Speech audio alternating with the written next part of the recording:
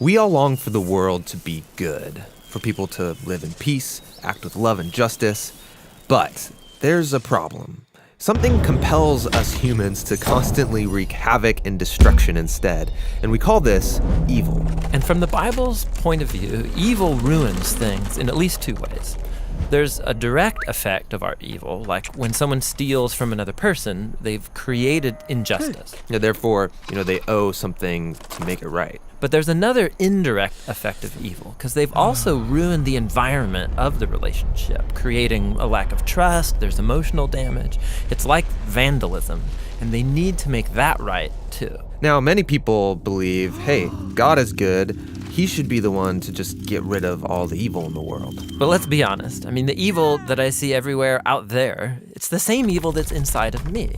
We have all contributed, and we keep doing it. And so this kind of puts us in a bind. If God's going to rid the world of evil, he'll have to get rid of us. And this is what's so remarkable about the story of the Bible. This God is so good that not only is he going to rid the world of evil, he's going to do it without destroying humanity. So how is he going to do that? Well, early in the story of the Bible, we're introduced to this practice of animal sacrifice, which I know, it seems weird to us, but for the Israelites, it was a very powerful symbol of God's justice and of his grace. So remember, I'm a contributor to the evil that's in the world. I should be removed. But God is allowing this animal's life to be a substitute.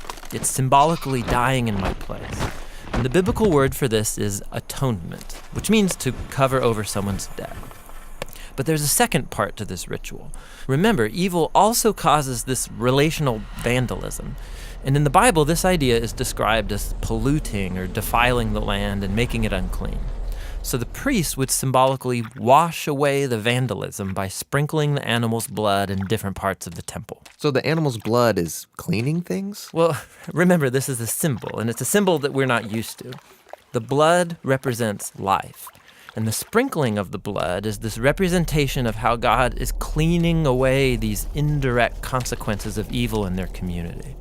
In the Bible, this process is called purification. And so the temple and the land now become a clean space where God and his people can live together in peace. So this ritual makes things right between Israel and God. And more than that, the Israelites experience God's love and his grace through these symbols. And by being forgiven, ideally, this would compel them to become people of love and grace too. Right, that's the ideal, but it wasn't always happening. Right. So the prophet Isaiah, for example, he talks a lot about this. He opens his book by saying that the continual sacrifices of the Israelites had become meaningless because they were also allowing great evil in their midst, ignoring the poor and the oppressed. Even the Israelite kings were distorting justice. But Isaiah looked forward to a day when a new king from the line of David would come and deal with evil, but in a surprising way. The king would become a servant. And not just serve, but also suffer and die for the evil committed by his own people. And his life would be offered as a sacrifice. And this is the promise Jesus believed he was fulfilling. He's the King of Israel, suffering and dying on the cross. In fact, Jesus himself used Isaiah's words when he said that he came to serve and give his life as a ransom for many.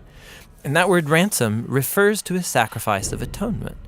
And so all over the New Testament, we hear about how Jesus' death was an atoning sacrifice for us. It covered the debt that humans owe God for contributing to all of the evil and death in his world. But the New Testament authors also talk about Jesus' death as providing purification. And so we hear about Jesus' blood as a symbol of his life, having this ability to wash away the vandalism that evil has caused in us and around us, so we can now live at peace with God. So that's the meaning behind Jesus' death. But there's more to the story. Yeah, the New Testament makes this powerful claim that Jesus' death was not final. He rose from the dead. And so he's the sacrifice who broke the power of death and evil, which means that he lives on to offer his life to anyone who will accept it. He is the perfect sacrifice to which all the previous sacrifices were pointing all along. So because of Jesus, the early Christians stopped participating in the ritual of animal sacrifice. But they were given new rituals. There are two that Jesus taught his followers to perform. The first is called baptism. Just as Jesus died, so going into the water becomes this personal connection you now have to his death. And in coming out of the water, you, so to speak, come back to life with Jesus. So baptism is the sacred ritual that joins your story to Jesus' death and his resurrection. The second ritual is called the Lord's Supper, which is a reenactment of Jesus' last meal with his disciples, and he used bread and wine to portray his coming death as a sacrifice. And so now, followers of Jesus, they take the bread and the cup regularly to remember and to participate in the power of Jesus' death and in his life. So these rituals, they remind us of God's love and encourage us to live a life of love and grace. But they do more than that. They connect us to a new life source. The very power that brought Jesus back from the dead is the same power that can deal with the evil in our own lives and transform us into people who lead lives of love and peace.